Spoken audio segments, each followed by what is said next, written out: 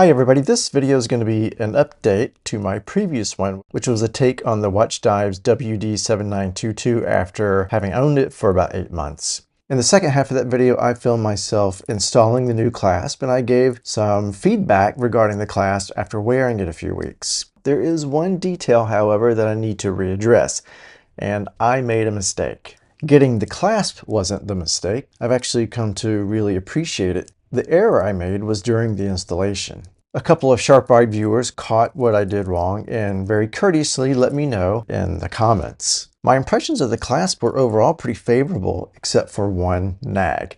And at the time, it was how the clasp was fitting onto the last link on the bracelet. What I didn't notice was that final link is actually notched out more than the others to fit the original clasp. If you attach that last link with those gaps to the new replacement bracelet, well, it leaves a gap, so it'll slide back and forth. If you remove that final link and attach the bracelet to the next link, it fits well. It's disappointing I didn't notice it myself, but I do want to thank those of you who pointed that out in the comments. I certainly wouldn't call myself a mechanical genius, but I wouldn't call myself mechanically inept. That said, I don't think it's unreasonable for Watchdives or any other company to provide a little more documentation, especially when it's not quite so straightforward. Even installed on the next link up, there is a little bit of play, but it's certainly an acceptable fit. So some of you in the comments mentioned less expensive clasps and also clasps that were adjustable while even on the wrist. You know, they call this an on-the-fly adjustment, but is it really an on-the-fly adjustment if you have to take it off your wrist? I think maybe a more accurate description would be a toolless micro adjust. So tell me what you guys think. In this video, I have edited out the incorrect method and have edited in the proper way of securing the clasp to the bracelet. I hope this helps. I ordered the new on-the-fly adjustment clasp from Watchdives to see if it would improve the wearability. Watchdives says it's compatible with several of its other watches, including the WD7922 here. I did message to confirm that before ordering. Already I can see a difference in width between the link here and the gap for the clasp, so we'll see how that works. Go ahead and push the pin out.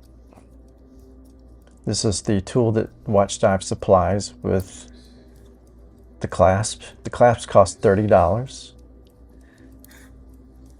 And we'll just line this up and push.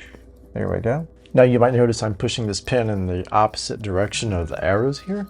This particular pin is a pin and collar. The others are split pins. Those are directional, this one is not. Probably best practice to do it in the direction of the arrow. You can see that little pin there. Okay, now here you might think you're just ready to go ahead and put the clasp on, and you can, but with those notches there, it'll fit very loosely. So what you need to do is remove this last link here. It's a split pin, just like I did with that pin and collar pin. You use that supply tool, you drive it through here, and you just screw that tool to push the pin out. Then you can just grab the pin on the other side. Sometimes you might need a little pair of pliers, but that came out pretty easily.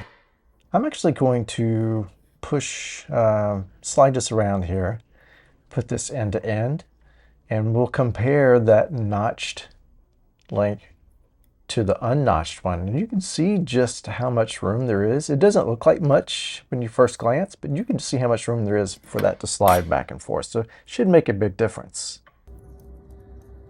Just, you can see here that this has no resistance, so it will need that tube on the inside of the other piece there. So we'll line this up. Just gonna line this up and gently feed this pin through at first. I'm gonna try and press it a little further with the back of these tweezers. And then we'll get out the hammer. And this side, I'm pushing out the pin in the proper direction.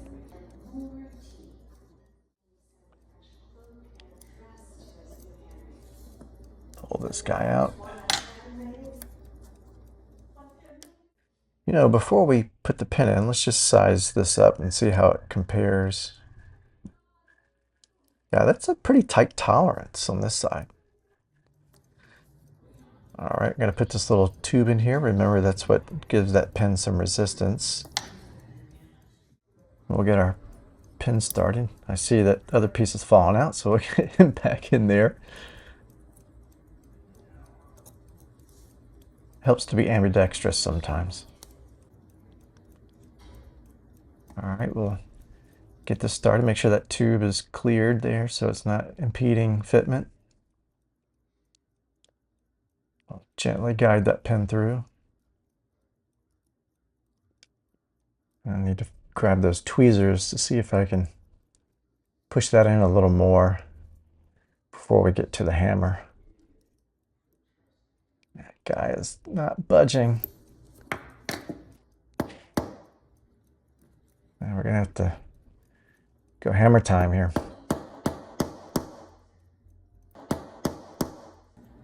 Okay, so that got ugly. I don't know if it's I was impatient or maybe the tolerances aren't quite right, but they did include a spare.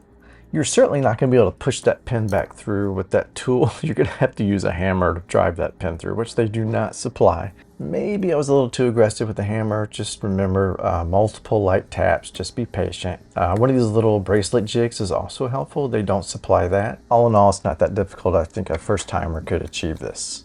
Right away, you'll notice the difference in the logos. The new Trident logo is on the fly clasp. And it's definitely longer, so you may need to remove an extra link while you're at it to compensate for that. There's a little bit of protective plastic still on here, so we'll remove that here in a second. So let's try out the sliding mechanism here. It ratchets with a press in, and there's a button you press firmly on the inside to pull out. It's a little stiff. It is new.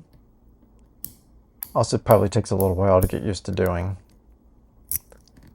But it certainly beats having to break out the spring bar tool, especially on these days during the summer where my wrist will it'll go up and down multiple times a day because I'm in and out of air conditioning. Let's get that plastic off.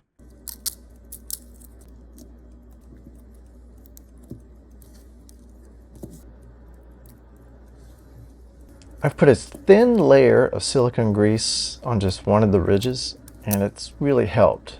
And here it is on my 6.3 inch or 16 centimeter wrist. It's definitely broad. It fills the underside of my wrist, but it's not too large. It's a little thicker. I've worn the watch with the new clasp just about every day for a few weeks now. After first installing the new clasp, I found the length pretty jarring actually. But after wearing it, the length really was a non-factor. That said, you might actually have to remove a link to make up for the difference when you first install it. It's the extra thickness though that might be more of an issue for some people. It might not seem like a big deal, but I did notice it, especially while working at a computer. So the question is, did the new clasp make the watch wear any more comfortably? Well, yes and no.